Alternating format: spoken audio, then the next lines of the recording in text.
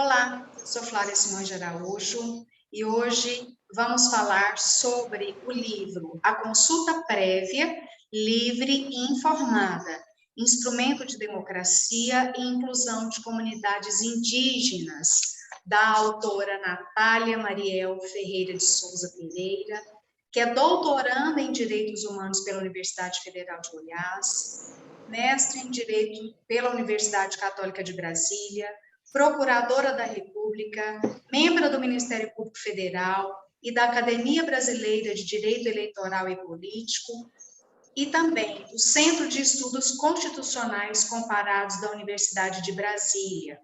Possui graduação em Direito pelo Centro Universitário do Estado do Pará.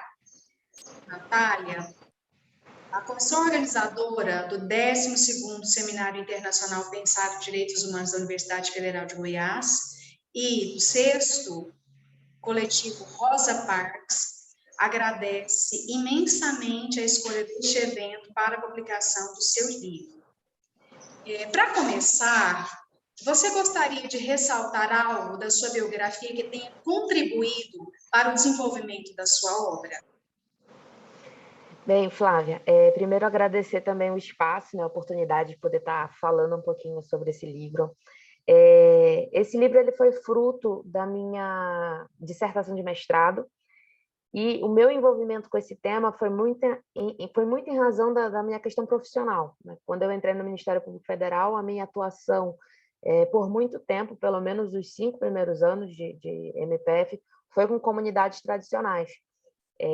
Então, havia uma necessidade muito grande de um material acadêmico. À época, eu fui pesquisar, procurar reforço, teses, para poder argumentar em algumas ações judiciais a questão da consulta prévia, a questão da necessidade de você ouvir as comunidades indígenas, e eu senti falta de alguns materiais mais direcionados.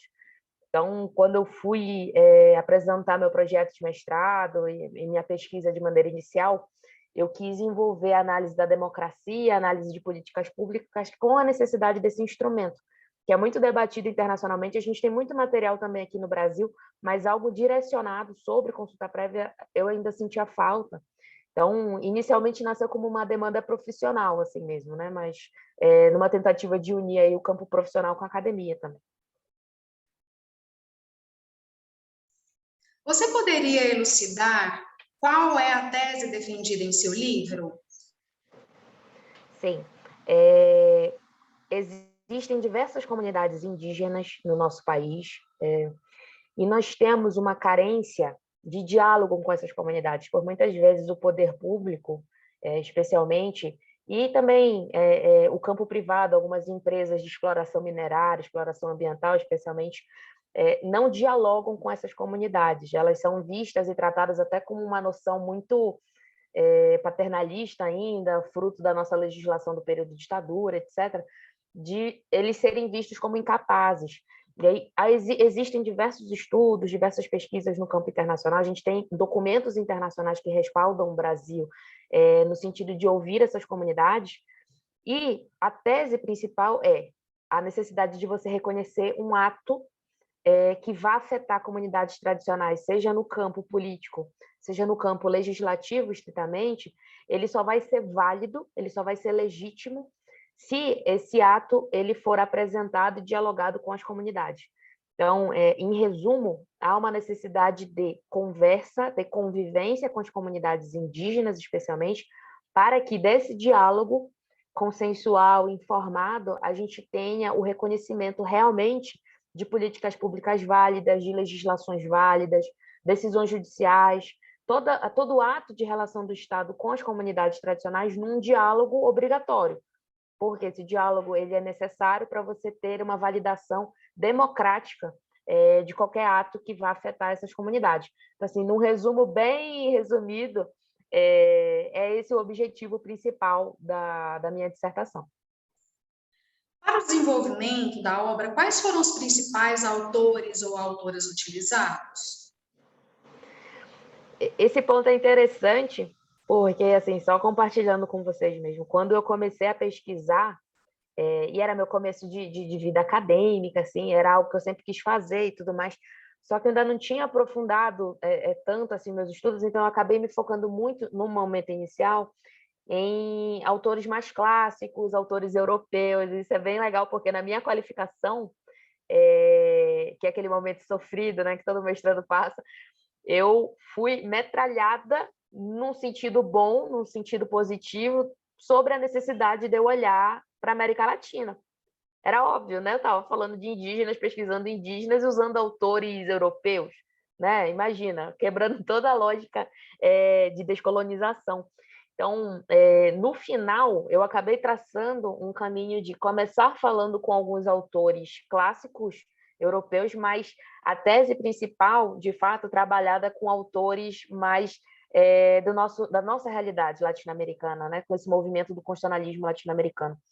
E aí, nesse ponto, basicamente, assim, eu usei muito material da Raquel Fayado, né, que é uma autora bem conhecida em razão desse movimento do constitucionalismo latino-americano, e um grande colega meu, que está caminhando no mundo acadêmico, mas eu acredito que em breve ele com certeza vai ser um estouro, que é o Rodrigo Oliveira. Ele é advogado do Instituto Socioambiental, do ISA, e doutorando na UNB. E o Rodrigo, ele foi por muito tempo assessor do Ministério Público Federal em Santarém. Eu uso o povo Mundurucus no meu trabalho para mostrar algum referencial de consulta prévia, mas não como um estudo de caso, mas sim como um exemplo. E o Rodrigo trabalhou com eles na construção do protocolo de consulta, então a gente conversava muito, trocava muita ideia, e ele é o cara para mim nesse tema. Então, assim, ele foi meu referencial, ele está citado em vários momentos da minha bibliografia, não poderia deixar de falar dele também. Então, teve essa trajetória, até essa descoberta acadêmica, né? Esse despertar acadêmico que eu digo, assim, de abrir os olhos para outros autores, assim, para outro campo, coisa que eu acabei utilizando bastante já agora no doutorado, né? Nesse amadurecimento até, né? Nessa libertação, digamos assim, até de conceitos e de bases que a gente acaba sedimentando com bases históricas meio diferentes da nossa, né? Que não seriam assim tão adequadas. Então, é bem interessante, até quando eu vi essa pergunta, eu falei, poxa, tem que destacar, né, esse despertar que nasceu da qualificação do meu mestrado. E qual a metodologia empreendida para o desenvolvimento da sua pesquisa? Basicamente, foi levantamento bibliográfico, muita leitura, como eu disse, né, no começo mais europeia, mas depois a gente caminhou para um sentido mais América Latina. E, para falar de consulta prévia, existem vários exemplos de comunidades, não só indígenas, mas comunidades tradicionais como um todo, que construíram seus protocolos de consulta, que tiveram muitas experiências nesse campo. E aí eu escolhi, não como um estudo de caso, mas, como eu disse, como um exemplo dessa força, o povo Munduruku, que é uma etnia que se localiza ali na região de Santarém, no Alto Rio Tapajós, no meu estado, no Pará. E como eles estavam discutindo a época da minha dissertação, que foi em 2018, discutindo a questão de mais uma hidrelétrica no estado do Pará, né? A gente já tinha tido a experiência de Belo Monte e estava em discussão a hidrelétrica de São Luís dos Tapajós. O povo Munduruku se organizou com o apoio de alguns facilitadores, mas basicamente eles que comandaram todo o projeto para construir o seu protocolo de consulta, para marcar a sua presença. Eles são um povo muito guerreiro, então eu achei que seria muito interessante pegar eles de exemplo. Então, não foi tanto um estudo de caso, mas uma forma de demonstrar a importância de você ter a necessidade de passar por essa validação democrática, digamos assim, junto às comunidades tradicionais, através da consulta prévia. Mas, basicamente, foi levantamento bibliográfico mesmo nesse campo. E você poderia nos relatar quais as principais dificuldades da composição do seu trabalho? A principal dificuldade é tentar, eu acredito assim, que para quem escreve em comunidades tradicionais como um todo, é tentar quebrar com a ideia de que elas são homogêneas. Porque quando a gente fala de indígenas, fica parecendo que, quando eu falo de consulta prévia, livre informada, eu estou falando de um instituto muito abstrato que vai se aplicar de maneira homogênea para todas as comunidades. Então, eu tive muita dificuldade e tentei demonstrar isso de maneira muito clara no texto, de que cada comunidade vai ter que construir a sua forma de consulta, né? O seu próprio protocolo, porque as etnias são muito diversas entre si e elas devem ser reconhecidas e tratadas com essa diversidade levada em consideração, né? Então, eu acredito que traçar essa singularidade na temática de comunidades indígenas, em especial, foi o maior desafio dentro desse trabalho. E, na sua opinião, qual a principal contribuição do seu livro para a área de conhecimento? Eu acho que a minha principal contribuição, eu fico bem feliz com isso, foi de organizar em um texto só o instrumento da consulta prévia. A gente tinha muito material esparso, muitas experiências que eram construídas dos protocolos de consultas, muito texto falando sobre a Convenção 69, sobre comunidades indígenas, sobre democracia, e eu tentei sistematizar isso num lugar só, num documento só, que permitisse não apenas a continuação de outras pesquisas, né, enfim, de outros trabalhos que possam, né, que tomara se inspirar nessa dissertação, mas no campo profissional, pelo menos, já ter trocado muita ideia com muitos colegas que atuam nessa temática especificamente, ainda atuam, né, eu não atuo mais, mas que ainda atuam em comunidades indígenas, de poder ter dado essa ferramenta de fundamentação, de argumentação, para ser usado em defesa dessas comunidades. Porque há muita confusão, pelo menos no campo do Ministério Público, de quem é o real titular, né, da ação, de quem é o real titular daqueles direitos. E a gente está ali só para ser um facilitador, assim, falando como membro. E aí eu acho que esse livro, essa dissertação, foi uma ferramenta interessante no sentido de fortalecer esse nosso papel de facilitadores e potencializar, né, a argumentação em favor de comunidades indígenas, de maneira geral.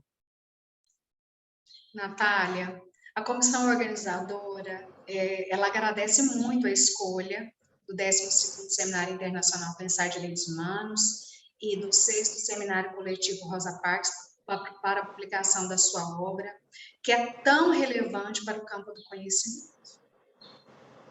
Obrigada, Flávia. Obrigada para todos os organizadores. É muito gratificante poder estar aqui compartilhando com esse seminário tão importante, com a universidade, que agora é a minha universidade de coração, da minha pesquisa, também esse resultado de uma experiência acadêmica anterior.